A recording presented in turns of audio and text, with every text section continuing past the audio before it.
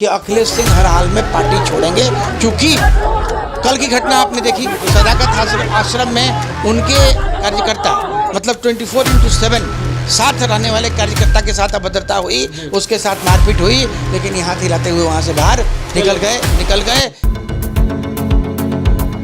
नमस्कार, आप देख रहे हैं फाइनल पोस्ट पुरुषोत्तम के साथ। बिहार के राजनीतिक गलियारों में फिर से हलचल तेज हो गई है और वो हलचल इस बात की है कि एक सवाल बार बार राजनीति के गलियारों में गूंज रहा है। वो सवाल ये है कि क्या अखिलेश सिंह बड़ा डिसीजन लेने वाले हैं, क्या अखिलेश प्रसाद सिंह कांग्रेस छोड़ने वाले हैं। ये बहुत ही अहम सवाल है, क्योंकि जिस तरह से कन्हैया कुमार की धांसू एंट्री हुई है कांग्रेस में, उसके बाद से कांग्रेस में बड़ी उठा पटक की संभावना दिख रही है।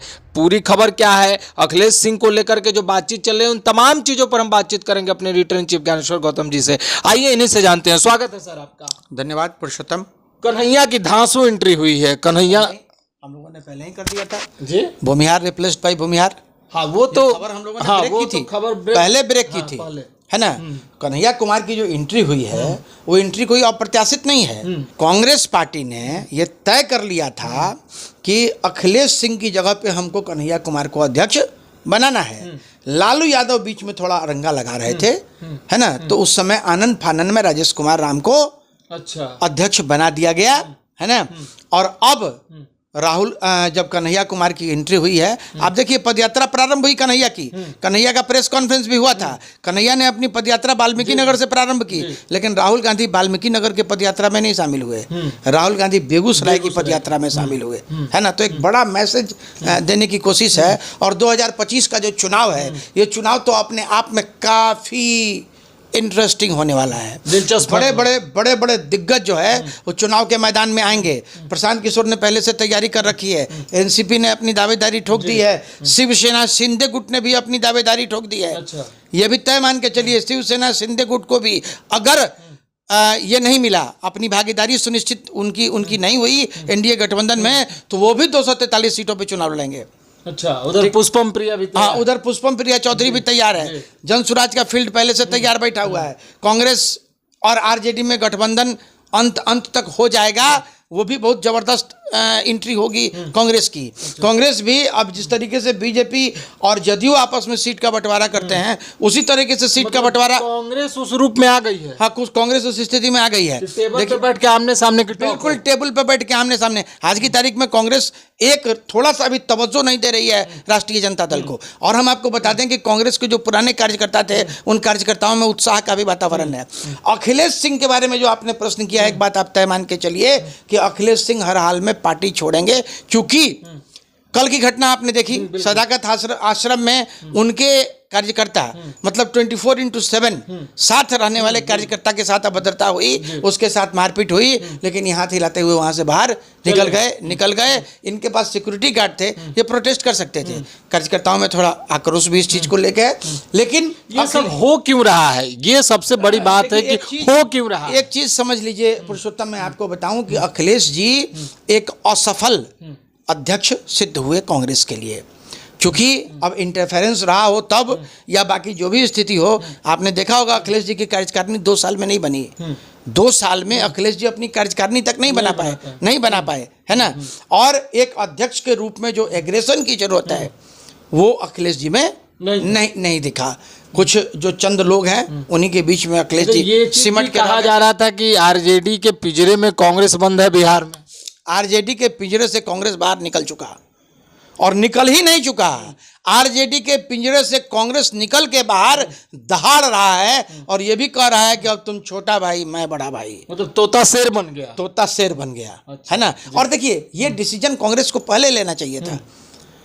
कांग्रेस को हम लोगों ने कई बार चर्चा भी इस चीज की है कि कांग्रेस जब तक अपने आप को क्षेत्रीय दलों का पिछलग्गू बना के रखेगा, तब तक उसकी स्थिति खराब रहेगी।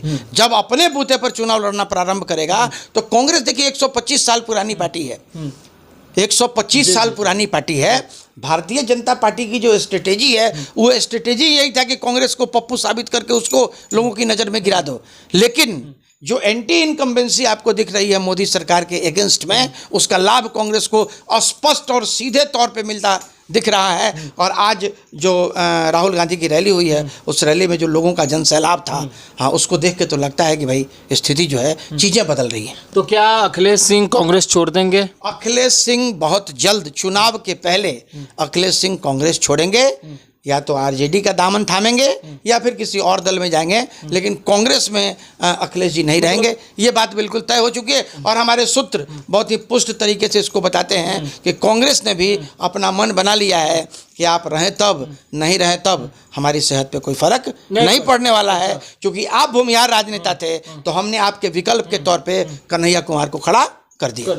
ठीक है, ये चीजें तो ऐसे भी हो सकती थी, कन्हैया को अखिलेश सिंह से बातचीत करके भी लाया जा सकता था, लेकिन सम्मानजनक स्थिति में ये सब चीजें नहीं हुई। अब अमर्यादित तरीके से उनको साइड किया जा रहा है, ये क्यों? नहीं, ये अमर्यादित तरीके, देखिए एक बात आप समझिए, आपने स्पष्ट तौर पे ये देखा होगा कि वाल्मीकि नगर से भी जब पदयात्रा प्रारंभ हुई तो कन्हैया कुमार और अखिलेश कुमार के बीच में डिफरेंसेस दिख रहे थे। तो बेसिकली ये एक जनरेशन गैप का डिफरेंस है, अच्छा, है ना।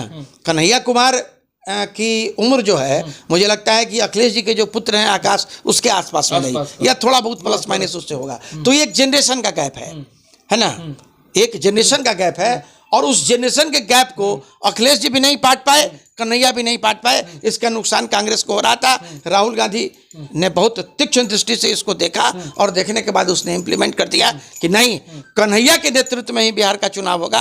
और आपको बता दें, पप्पू यादव की भी बहुत जबरदस्त एंट्री होने वाली है अभी कांग्रेस में। बिहार कांग्रेस बहुत जबरदस्त एंट्री होगी, पप्पू यादव की भी एंट्री होगी, है ना। इन सब चीजों में जो कृष्णा अल्लावरू हैं, उनका क्या अहम रोल? बड़ी जबरदस्त भूमिका है।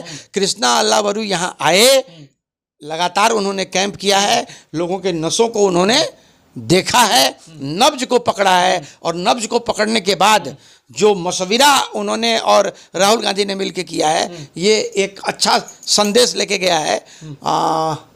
आप ये तय मान के चलिए कि 2025 का जो चुनाव बिहार का होगा, बहुत ही इंटरेस्टिंग चुनाव होगा।